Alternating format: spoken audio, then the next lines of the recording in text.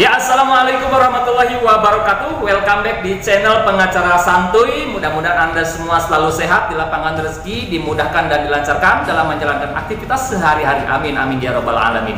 Baik sahabat semua, pada kesempatan kali ini saya akan mengulas berita yang sedang viral, kasus hukum yang sedang viral, yaitu adanya penganiayaan yang dialami oleh salah satu tersangka penistaan terhadap agama, salah satu tersangka penodaan terhadap agama Islam, yaitu Muhammad Kece. Mungkin sahabat-sahabat semua sudah mengetahui dari media pemberitaan di televisi adanya salah satu tersangka penistaan agama, yaitu Muhammad Kece, yang sekarang sudah menjadi tersangka dan sudah dilakukan penahanan.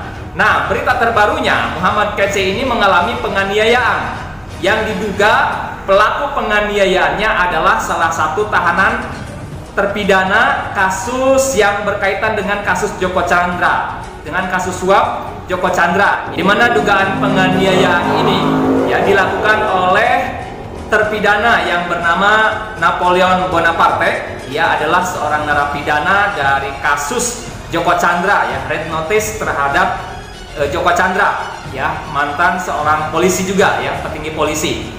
Nah, kabarnya Muhammad Kece ini dianiaya oleh Napoleon Bonaparte di dalam tahanan.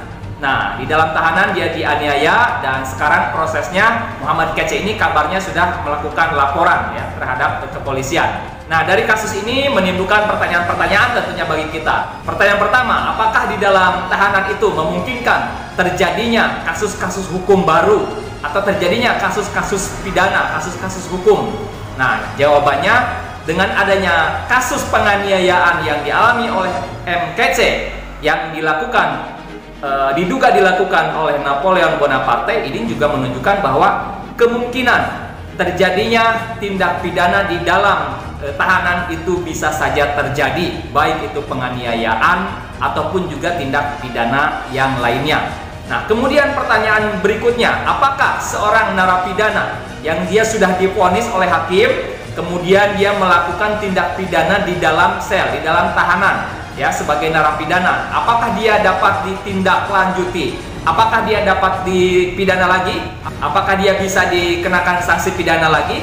Nah, jawabannya tentu saja bisa. Seseorang yang sudah menjadi narapidana ataupun juga masih dalam statusnya sebagai tersangka ataupun juga terdakwa, kemudian di dalam rumah tahanan melakukan tindak pidana, baik itu penganiayaan ataupun juga tindak pidana yang lainnya, maka dia juga dapat terkena sanksi pidana berikutnya. Meskipun dia sudah divonis, tetapi dia melakukan tindak pidana lagi di dalam tahanan, ya tetap bisa untuk dilakukan proses hukum, bisa kembali disidangkan nanti kasusnya.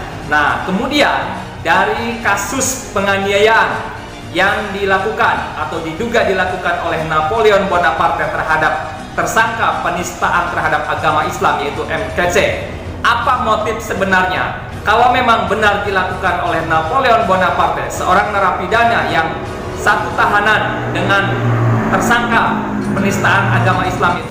Nah, adapun berkaitan dengan motif terjadinya penganiayaan ini masih didalami oleh pihak kepolisian, masih ditindaklanjuti, diselidiki, dilakukan penyelidikan apa motif yang melatar belakangi terjadinya penganiayaan ini. Nah, mungkin dari sahabat-sahabat ada yang berpendapat terkait motifnya. Apa sih motifnya? Atau misalkan sudah menganalisa apa motif penganiayaan yang diduga dilakukan oleh Napoleon Bonaparte terhadap tersangka kasus penistaan terhadap agama Islam, yaitu Muhammad Kece. Silahkan sampaikan komentar dan pendapat Anda di kolom komentar di bawah ini. Mudah-mudahan dengan adanya kasus-kasus hukum ini, kita bisa terhindar dari permasalahan-permasalahan hukum. Kita dapat mengantisipasi agar tidak terjadi masalah-masalah hukum yang menimpa kita, keluarga, dan lingkungan masyarakat kita. Amin ya robbal alamin.